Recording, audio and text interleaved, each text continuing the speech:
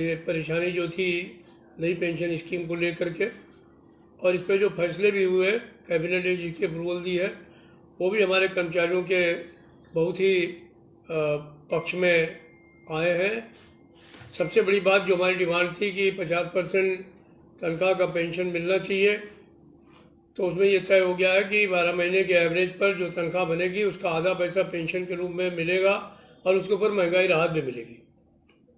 अगर किसी पेंशन की मृत्यु हो जाती है तो उसको फैमिली पेंशन का 60% मिलने का काम होगा, और जो हमारे मिनिमम पेंशन है वो 10,000 रुपये होगी, जिसके ऊपर भी महंगाई। हेलो दोस्तों, वेलकम है आपका हमारे यूट्यूब चैनल में। पेंशनर्स, फैमिली पेंशनर्स और कर्मचारियों के लिए मैं 3 बड़े अपडेट देने वाला हूं, जिनमें पहली बड़ा अपडेट होने वाली है आपके 18 मंथ्स के डीए डीआर को एरियर्स को लेकर के। साथ ही साथ दूसरा जो अपडेट होगा आपके डीए मर्जिंग को लेकर के। साथ ही साथ तीसरा बड़ा अपडेट होगा आपके फिक्स्ड मेडिकल अलाउंसेस को लेकर के। और भी कई सारे अपडेट्स होंगे जिसका डायरेक्टली असर आपके सैलरी, पेंशन और फैमिली पेंशन पर पड़ेगा, इसलिए इस वीडियो को पूरा लास्ट तक देखिएगा। और अगर चैनल पर पहली बार आए हैं तो चैनल को फ्री में सब्सक्राइब जरूर करिएगा। सब्सक्राइब के बटन को प्रेस करके साथ ही साथ आप हमारे वीडियोस की लेटेस्ट इन्फॉर्मेशन के लिए घंटे के निशान को जरूर प्रेस करिएगा, तभी आपके पास हमारी वीडियोस की लेटेस्ट इन्फॉर्मेशन आ पाएगी और आप हमारे वीडियोस को इसी तरीके से आज कर पाएंगे। जैसा कि आप सभी को पता है कि फिक्स्ड मेडिकल अलाउंसेस को लेकर के एक बड़ी मीटिंग हुई थी पिछले कुछ दिनों, जिनमें कैबिनेट सेक्रेटरी के साथ साथ और भी ministry of health and family welfare के अधिकारी और कर्मचारी उसमें शामिल हुए थे, जिसमें फिक्स्ड मेडिकल अलाउंसेस को 1,000 रुपये से बढ़ा करके 3,000 रुपये की बात की गई थी, जिसको संज्ञान सीधा ministry of health and family welfare की तरफ से लिया गया है। और जल्द से जल्द कोई ना कोई एक बड़ी अपडेट देखने को मिल सकती है। खबरों की माने तो जल्द से जल्द आपको 3,000 रुपये तक बढ़ोतरी हो सकती है। हालांकि गवर्नमेंट की तरफ से अभी इसके रिगार्डिंग कोई ऑफिशियल नोटिफिकेशन नहीं आया है, लेकिन फिर भी जो स्कोवा की मीटिंग हुई थी उसमें क्लियरली मेंशन किया गया था कि आपको जो है फिक्स्ड मेडिकल अलाउंसेस का जो मैटर है वो अंडर कंसिडरेशन है। जल्द से जल्द उसमें कोई ना कोई अपडेट देखने को मिल सकती है।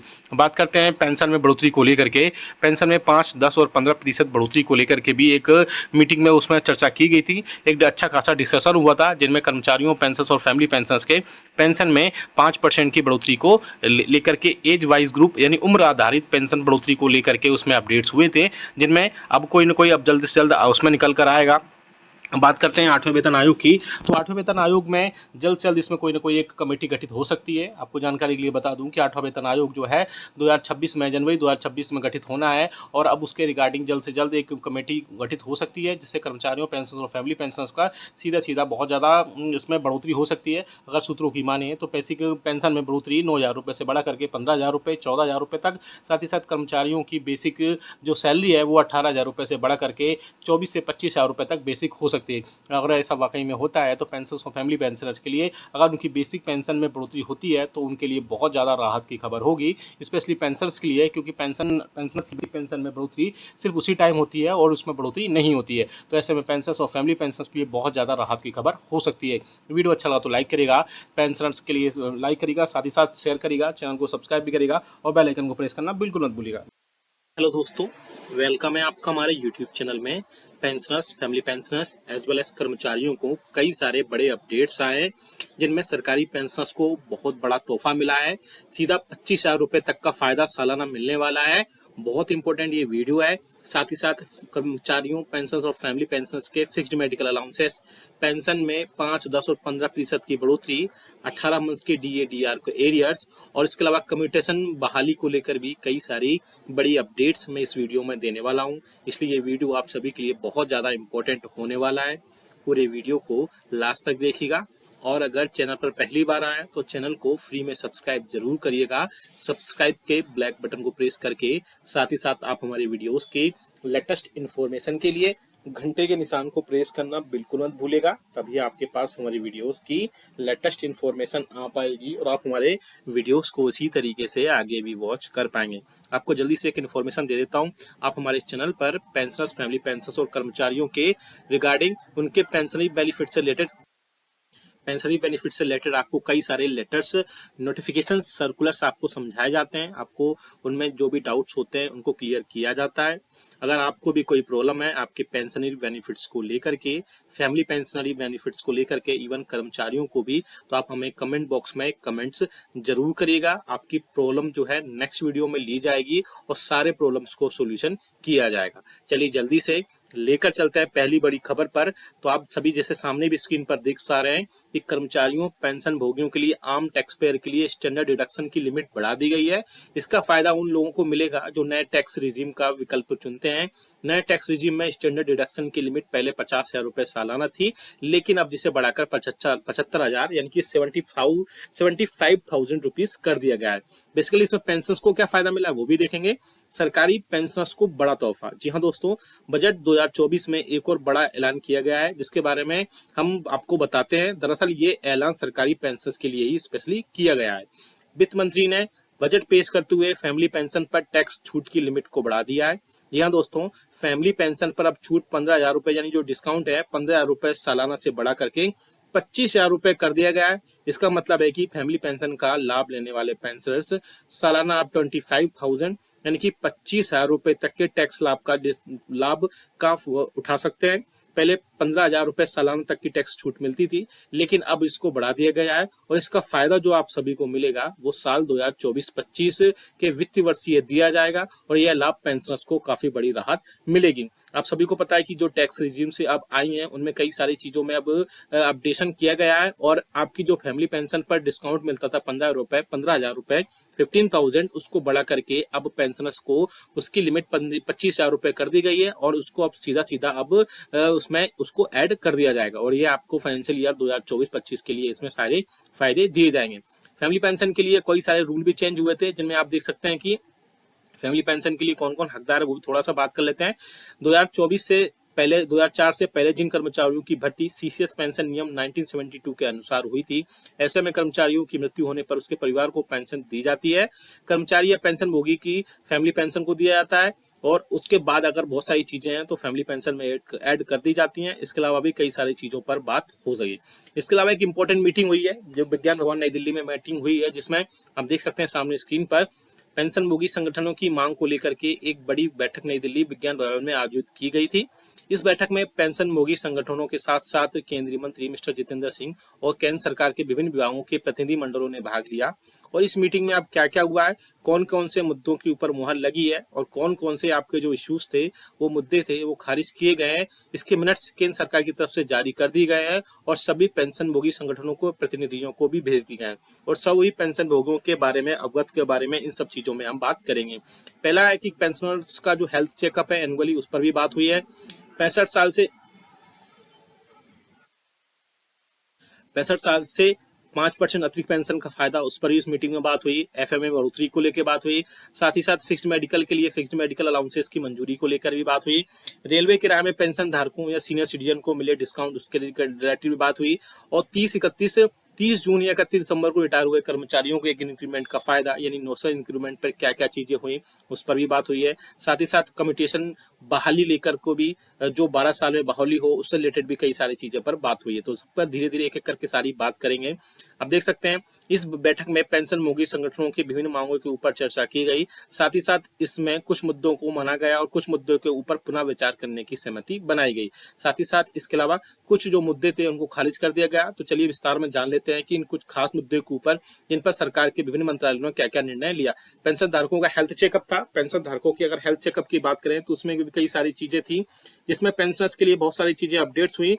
इसमें पेंशन भोगी संगठनों ने डिमांड किया था कि पेंशन भोगी के लिए आवधिक हेल्थ चेकअप 6 महीने में या साल भर में एक बार उसको आयोजित किया जाए। इस पर पेंशन भोगी ने समय समय पर हेल्थ चेकअप कराने की बात कही थी और इसके अलावा उसमें भी कई सारी चीजों को ऐड करने को बोला गया था। उसमें इसके अलावा इस पर स्वास्थ्य एवं परिवार कल्याण मंत्रालय ने क्या आंसर दिया वो भी हम देखेंगे। इसमें स्वास्थ्य एवं परिवार कल्याण मंत्रालय के प्रतिनिधियों ने बताया कि पेंशन भोगी की साल में एक बार हेल्थ चेकअप कराने की छूट दी जाती है। हेल्थ चेकअप कराने के लिए इच्छुक पेंशन भोगी सीजीएचएस से इम्पैनल्ड हॉस्पिटल में चेकअप के लिए सीजीएचएस वेलनेस सेंटर्स के सीएमओ से रेफरल ले सकते हैं। सीजीएचएस वेलनेस सेंटर के सीएमओ बिना किसी शिकायत के चेकअप के लिए मंजूरी दे सकते हैं। अगर ऐसे में संबंधित किसी पेंशनभोगी को कोई शिकायत है तो लोकल एडवाइजरी कमेटी के समक्ष अपनी शिकायत भी दर्ज करा सकता है। तो आपके हेल्थ चेकअप का पहले से ही एक बार जो है आप अपने पैनल हॉस्पिटल में जा सकते हैं, साथ ही साथ सीएमओ से भी रेफरल वहां पर ले सकते हैं। तो ये आपकी एक बड़ी खबर थी। अब दूसरी खबर पर लेकर चलते हैं जो आप सामने अपनी स्क्रीन पर देख पा रहे हैं। 65 साल से मिले 5% अतिरिक्त पेंशन का फायदा। जी हाँ दोस्तों, पेंशन भोगी संगठनों ने ये डिमांड किया था कि पेंशन भोगी के पेंशन में अतिरिक्त पेंशन का बढ़ोतरी का फायदा 65 साल से दिया जाना चाहिए, जो कि अब 80 साल है। 65 साल पर 5%, 70 साल पर 10%, 75 साल पर 15% और 80 साल पर 20% की एडिशनल पेंशन का फायदा दिया जाए। अब हर साल पर 5% की बढ़ोतरी की जानी चाहिए। इस पर डिपार्टमेंट ऑफ पेंशन वेलफेयर के जॉइंट सेक्रेटरी ने बताया कि इस मुद्दे के ऊपर डिपार्टमेंट ऑफ इकोनॉमिक अफेयर का सुझाव मांगा गया था और इस पर उन्होंने कहा कि अगर यह प्रपोजल स्वीकार किया जाता है तो इस पर सरकार की फाइनेंशियल कंडीशन हालांकि बिगड़ सकती है। साथ ही राज्य सरकारों के पेंशन भोगी भी इस तरह की डिमांड आगे रख सकते हैं, जिसकी वजह से बहुत सारी फाइनेंशियल हिंड्रेंस आ सकती है। इसलिए इसको स्वीकार अभी नहीं किया जा रहा है। जॉइंट सेक्रेटरी के इस जो है निर्णय से पेंशन भोगी संगठनों के ऊपर फिर से विचार करने का अनुरोध किया गया है। हालांकि यह मामला फिर से अभी अंडर कंसिडरेशन है, यानी कि मामला जो है अभी विचाराधीन किया गया है। एफएम में बढ़ोतरी। जो नॉन सीजीएचएस एरियाज में रहने वाले पेंशन धारकों को फिक्स्ड मेडिकल अलाउंसेस में बढ़ोतरी का मुद्दा भी इस बैठक में उठाया गया। फिक्स्ड मेडिकल अलाउंसेस अभी 1000 रुपए जिससे बढ़ोतरी किए जाने की मांग की गई थी और पेंशनर संगठनों का कहना था कि मात्र 1000 रुपए में जो ओपीडी मेडिसिन है या दवाओं की जरूरतें पूरी नहीं होती हैं, इसलिए इसको तत्काल प्रभाव से 1000 रुपए से बढ़ा करके 3000 रुपए किया जाना चाहिए। इस पर स्वास्थ्य एवं परिवार कल्याण मंत्री के जॉइंट सेक्रेटरी ने कहा कि इस मुद्दे का परीक्षण budget division of department of economic affair and department of expenditure के साथ किया गया और यहाँ पर उन्होंने कहा कि 7 सीपीसी के जो सिफारिश है यानी रिकमेंडेशन है उसके अनुसार 1 जुलाई 2017 से फिक्स्ड मेडिकल अलाउंसेस है उसको 1000 रुपए रिवाइज किया गया था। ऐसे में अभी फिर से मांग बढ़ाने के ऊपर सरकार का भी फिलहाल कोई विचार नहीं है, लेकिन फिर भी पेंशन भोगी संगठनों ने इस पर पुनः विचार करने की मांग की है और मामला अभी फिर से मैटर अंडर कंसिडरेशन है। लेकिन जल्द से जल्द इस पर कोई ना कोई अभी सारी चीजें अपडेट होंगी और पेंशनर्स के लिए फिक्स्ड मेडिकल अलाउंसेस पर एक बढ़ोतरी देखने को मिल सकती है। आगे आप देख सकते हैं आगे रेलवे के किराए में पेंशनरों के लिए क्या क्या चीजें मिल सकती है उससे भी रिलेटेड है। पेंशनभोगी संगठनों ने रेलवे मंत्रालय के प्रतिनिधियों से डिमांड किया कि रेलवे किराए में पेंशन धारकों को जो पहले की तरह डिस्काउंट मिलते थे वह फिर से उसको बहाल या रिस्टोर किया जाना चाहिए। इस पर रेलवे मंत्रालय ने कहा कि रेलवे यात्रियों के लिए रेलवे में करीब लगभग 59,837 करोड़ की छूट देता है। अगर प्रति व्यक्ति देखा जाए तो 53% की रेलवे में छूट दी जाती है। दिव्यांग यात्रियों, विद्यार्थियों और रोगियों को भी छूट का फायदा दिया जाता है और फिर भी रेलवे प्रतिनिधियों ने कहा कि वर्तमान स्थिति में पेंशन धारकों और सीनियर सिटीजन के लिए रेलवे में जो डिस्काउंट है उसको अभी बहाल नहीं किया जाता है। इसके अलावा भी कई सारी चीजें वहां पर हो सकती हैं। आगे आप देख सकते हैं कि 30 जून 31 दिसंबर को ये इंपॉर्टेंट है, नोशनल इंक्रीमेंट को लेकर के रिटायर्ड कर्मचारियों को एक इंक्रीमेंट का फायदा दिया जाना चाहिए। इस बैठक में जो नोशनल इंक्रीमेंट है उसका भी मुद्दा उठाया गया। पेंशनी संगठनों ने कहा कि ऐसे कर्मचारियों 1 साल की अवधि पूरी करते हैं तो उनको 1 जुलाई या 1 जनवरी को इंक्रीमेंट का फायदा देना चाहिए। इसके अलावा और भी कई सारी चीजों पर बात हुई। इसमें डीओपीटी के प्रतिनिधियों ने कहा कि सरकारी कर्मचारियों की वेतन वृद्धि की तारीख पर सेवा में होना चाहिए। इससे उन्होंने आगे कहा कि मौजूदा नियमों में संशोधन या रिवीजन करने की मांग की गई है। इस मुद्दे को डिपार्टमेंट ऑफ एक्सपेंडिचर के साथ उठाया गया है और इस मुद्दे को लेकर के जल्द से जल्द कोई भी इंक्रीमेंट देने का आदेश जारी किया जा सकता है। इससे रिलेटेड भी कई सारी है, अगर आप आदेश की प्रति डाउनलोड करना चाहते हैं तो वो भी कर सकते हैं। साथ ही साथ कम्यूटेशन बहाली पर भी लेकर की उस पर भी कई सारी चीजों पर अपडेट आ रहा है। इसमें कम्यूटेशन बहाली को लेकर के पेंशनभोगी संगठनों ने केंद्र सरकार के डिमांड की कि सरकार ने कम्यूटेशन बहाली को गुजरात सरकार ने 15 साल से घटाकर 13 साल किया है।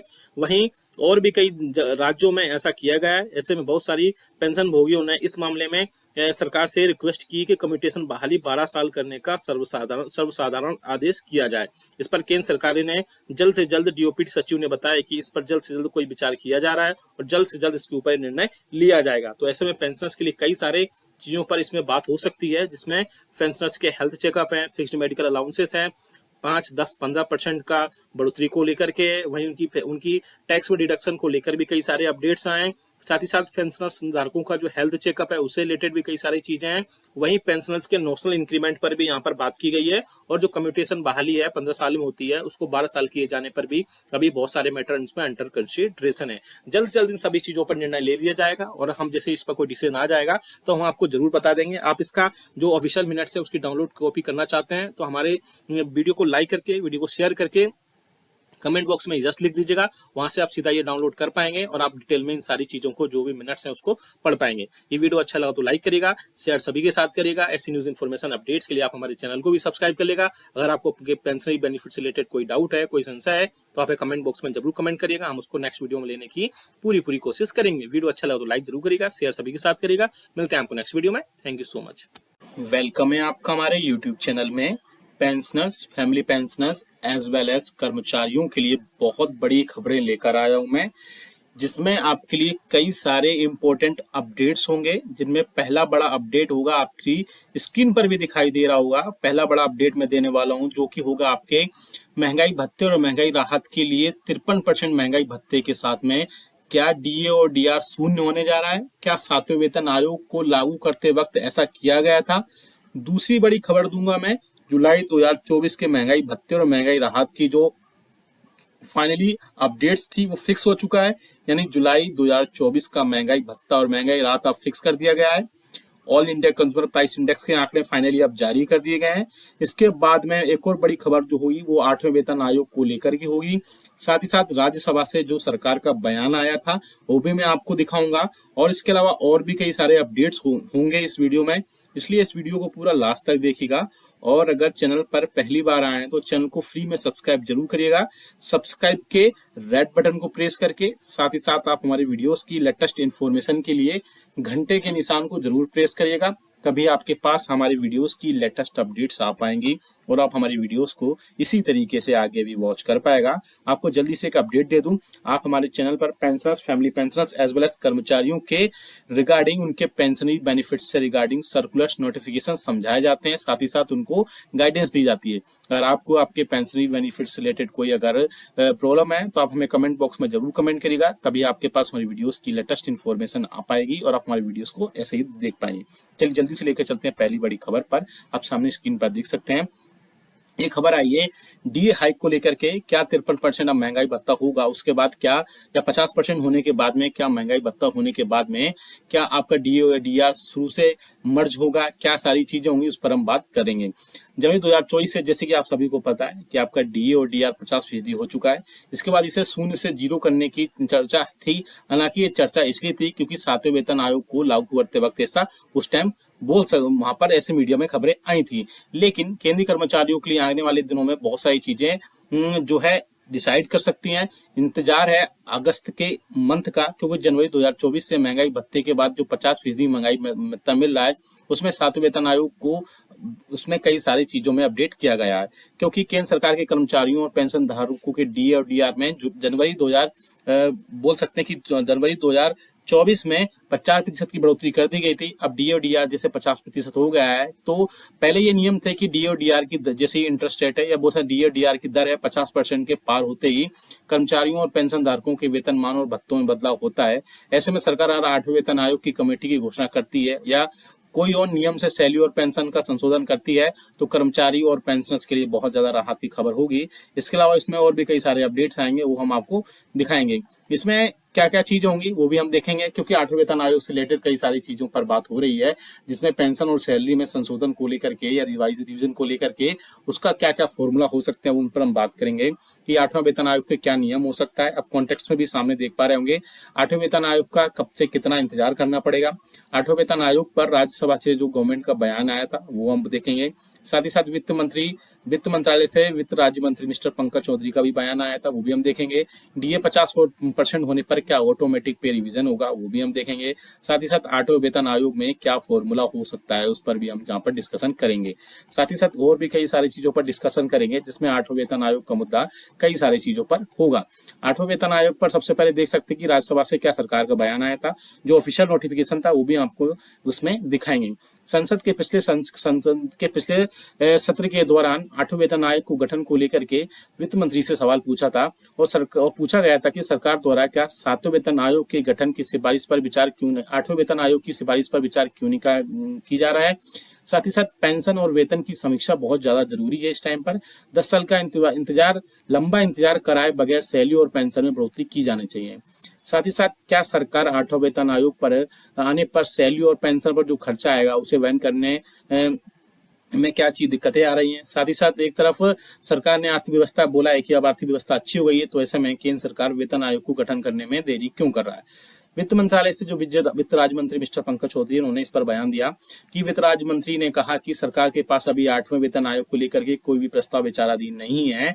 साथ ही साथ सरकार के पास 8वें वेतन आयोग का लाने का विचार जो है नहीं है। लेकिन जो ये खबरें थी वो पहले थी, अब जो है बहुत सारी चीजों पर इसमें चेंजेस हो सकते हैं, क्योंकि कई सारी चीजों पर ऐसा होगा जिसके चलते डीए और डीआर में बढ़ोतरी होगी और साथ ही साथ 8वें वेतन आयोग का रिलेटेड कई सारी चीजें इसमें हो सकती है। बात करते हैं डीए 50% होने पर ऑटोमेटिक पे रिवीजन भी हो सकता है। यह दोस्तों जैसे ही डीए 50% का आंकड़ा छुएगा या जैसे कि छू चुका है, कर्मचारियों और पेंशन धारकों के भत्तों में बढ़ोतरी किया जाना है। ऐसे में अब डीए 50% हो चुका है तो कैबिनेट ने इसकी भी घोषणा हो चुकी है। अब समय आ गया है कि सैलरी और पेंशन में संशोधन होना चाहिए। 8वें वेतन आयोग के तुरंत कमेटी का गठन होगा। साथ ही साथ हम बात करें कि 8वें वेतन आयोग पर क्या फॉर्मूला हो सकता है, तो उसके लिए हम रिगार्डिंग थोड़ी सी बात कर सकते हैं। अगर सरकार 8वें वेतन आयोग का गठन करती है तो महंगाई भत्ता 0 से स्टार्ट हो सकती है। फिटमेंट फैक्टर में बढ़ोतरी किया जा सकता है। फिटमेंट फैक्टर 1.92 या बोल सकते हैं कि फिटमेंट फैक्टर जो अभी के 2.57 है उसे 3 तक किया जा सकता है। इसके हिसाब से आपकी बेसिक कम से कम 18,000 रुपए से बढ़ करके 26,000 रुपए तक हो सकती है। इस प्रकार आपकी बेसिक में 6,000 रुपए तक की बढ़ोतरी हो सकती है। इसके बेसिक के ऊपर आपको महंगाई भत्ते का भुगतान किया जाएगा या महंगाई राहत का भुगतान किया जाएगा।